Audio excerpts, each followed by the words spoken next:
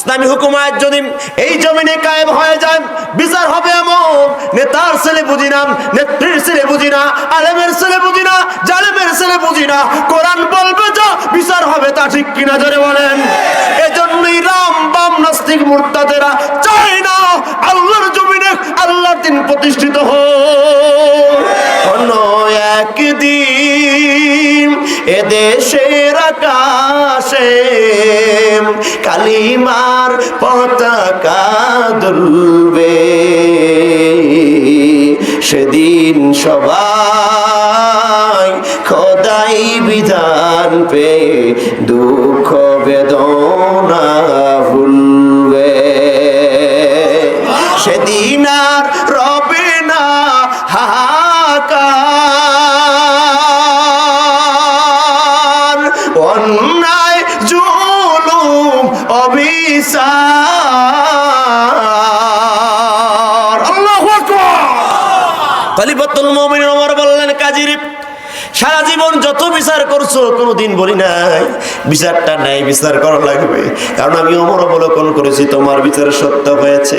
ও কাজীরে, আজকে যে বিচার করবা আমি ওমরের সন্তান মনে করে বিচারে যেন শৈথল্যতা না হয়। আদরের সন্তান ডেকে ডেকে বলে, বাবারে ভুল করেছি, ভুল আমারে মাফ করে দেন।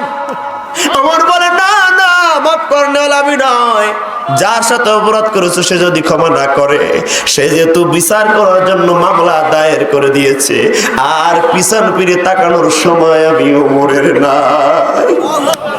কি বিচার হয়ে যাবে? 100 বেত্রাঘাত করতে হবে। সূরা নূরের 2 নম্বর আয়াত থেকে এর বিচার করা লাগবে। মিয়াতা জিলদা 100 বেত্রাঘাত করা লাগবে, এটাই কোরআনের আইন, কোরআনের বিধান। অবিবাহিত নারীর পুরুষ যদি জেনা আক্রান্ত হয়ে যায় 100 বেত্রাঘাত করো।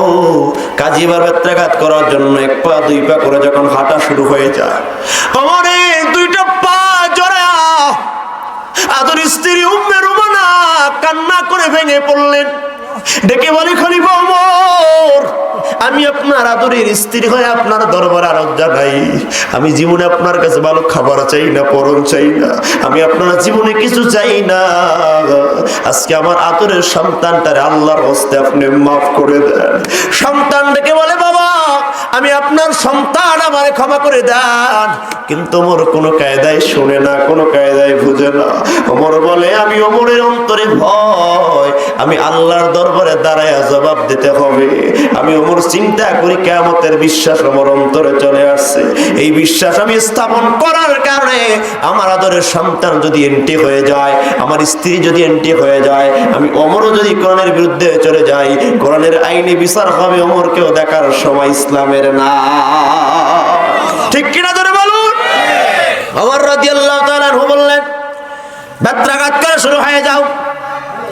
তড়িৎ গতিতে জোরে জোরে যখন চামড়ার চাবুক দিয়ে আঘাত করা শুরু হয়ে যায়, এক একটা আঘাতে চামড়াগুলো ফেটে রক্তের ফিঙ্কি দ্বারা বের হয়ে যায়। আবু শামা যুবক মানুষ, এমন ভাবে রক্তের ফিঙ্কি দ্বারা পড়ে, মা তাকায় তাকায় দেখছে, কিছু বলতে পারে না। আদরের মা তার কলিজায় মরে না।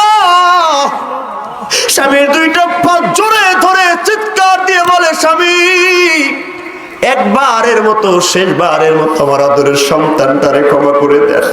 ওরা মাদক সেবন করতে গিয়ে ভুল করে ফেলছে।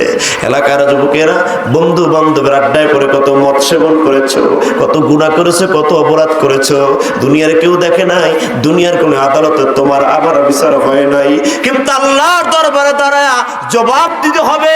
এই বিশ্বাস যদি তোমার থাকতো, আল্লাহর কসম তোমাকে দিয়া মেরে কেটেও গুনাহ করানো সম্ভব হতো না। 1টা 2টা বেত্রাঘাত নয়, 80টা বেত্রাঘাত যখন ওমরের সন্তানের গায়ে দেওয়া হয়েছে, ওমরের অশ্রু এমন ভাবে গাল বেয়ে পড়ে, নিজের কথার উপরে মজবুত আছে, হৃদয়টা তো ভেঙে চূর্ণ বিচূর্ণ হয়ে যায়। আদরের সন্তান মার খায়, কিছু বলার নাই, অপরাধী সন্তান। ওমরের চোখ বেয়ে অশ্রু পড়ে, নয়ন ভিজে গিয়েছে, দাড়ি ভিজে গিয়েছে, না না এরপরও থামতে বলে না। 80টা বেত্রাঘাত যখন আবু শামার গায়ে দেওয়া হয়ে গেছে, আবু শামা ঢলে জমিনে পড়ে গিয়েছে। কবিরাজ বলেন, খলিফাতুল মুমিন ওমর, আপনার আদরের সন্তান আবু শামার জিন্দা না। আবু শামা আল্লাহর ডাকে সাড়া দিয়া দুনিয়ার জমিন থেকে বিদায় হয়ে গিয়েছে। এবার জান, পৃথিবীর কোন বাবাই দৃশ্য দেখতে পারবে না, পৃথিবীর কোন মাই স্যাক্রিফাইস করতে পারবে না। ইসলাম মানার কারণে, ইসলামী জীবন বিধান মানার কারণে আল্লাহর সামনে দাঁড়ায় জবাব দেওয়া লাগবে। এই বিশ্বাস যখন ওমরের হৃদয়ে প্রতিষ্ঠিত হয়ে গিয়েছে, ওমর তাকায় দেখে 80টা বেত্রাঘাত খেয়ে সন্তান মৃত্যুবরণ করেছে। আরে এখনো 20টা বেত্রাঘাত বাকি আছে। জানাজা সম্পন্ন করে সন্তানকে কবরে বাবা শোয়ে দিলেন, পাড়ায় পাড়ায় বাটি দিয়ে কবরের পরে লিপ দিয়ে দিলেন। এবার বেত্রাঘাতের সেই চাবুকটা কাজীকে ডেকে ডেকে বলো, কাজী এই চাবুকটা আমি ওমরের হাতে দাও, আমি ওমরের হাতে দাও, আমার এখনো বিচার বাকি আছে। কাজী হাত ধরে বলে, খলিফারে আর পাকলামি করা যায় না, এই সন্তান তো মৃত্যুবরণ করেছে, লাশ হয়ে কবরে ঘুমিয়ে আছে, এখন আর বিচার থাকতে পারে না। একটা মানুষ মরে গেলে আর কোনো প্রশ্ন থাকতে পারে না। একটা মানুষের